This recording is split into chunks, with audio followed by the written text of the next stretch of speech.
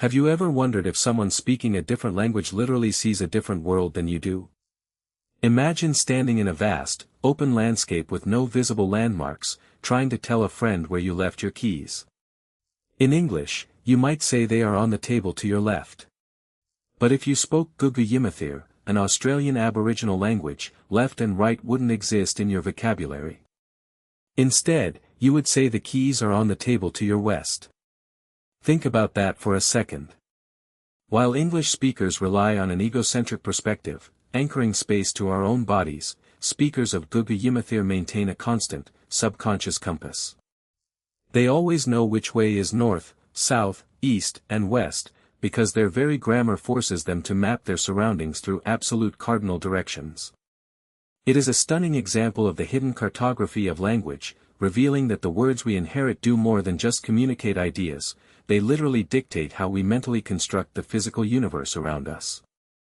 Language is not just a passive mirror reflecting reality, it is an active lens shaping how we navigate it. Let's look at how this plays out in the way we track time and space. In many Western cultures, we talk about time as if it were a physical path stretched out in front of us. We look forward to the future and look back at the past. But speakers of Aymara, an indigenous language spoken in the Andes, do something entirely different. In Aymara, the word for front is also the word for past, and the word for back means future. Why? Because the past is known, it is something we have seen and therefore it stands before our eyes.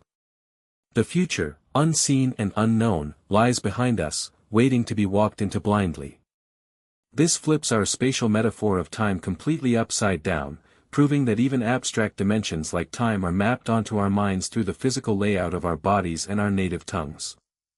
Move on to the way we slice up the physical spectrum of color, and the mapping becomes even more fascinating. In English, we draw a strict boundary between blue and green. We have separate words for them, so we perceive them as distinct categories. But in Russian, there is no single word for blue. Instead, Russian has one word for light blue, goluboy, and another for dark blue, siny. To a Russian speaker, these are as categorically different as red and pink are to an English speaker. Psychological studies have shown that Russian speakers actually process shades of blue faster when transitioning across this linguistic boundary.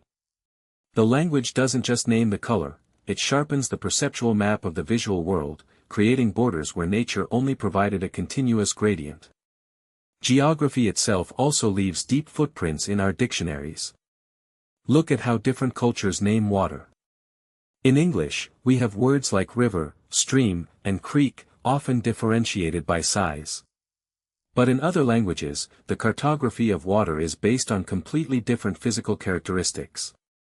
In some indigenous languages of the Pacific Northwest, terms for water pathways are mapped by elevation, flow velocity, or whether a body of water is navigable by canoe. The language acts as an ecological survival guide, embedding centuries of localized geographic knowledge directly into the vocabulary. Every time we learn a new word for a landscape feature, a color, or a direction, we are acquiring a new tool for cartography, drawing finer lines on the blank canvas of reality. So, the next time you translate a thought into speech, remember that you are not just exchanging information. You are revealing an entire map, drawn by your ancestors, of what it means to inhabit this physical world.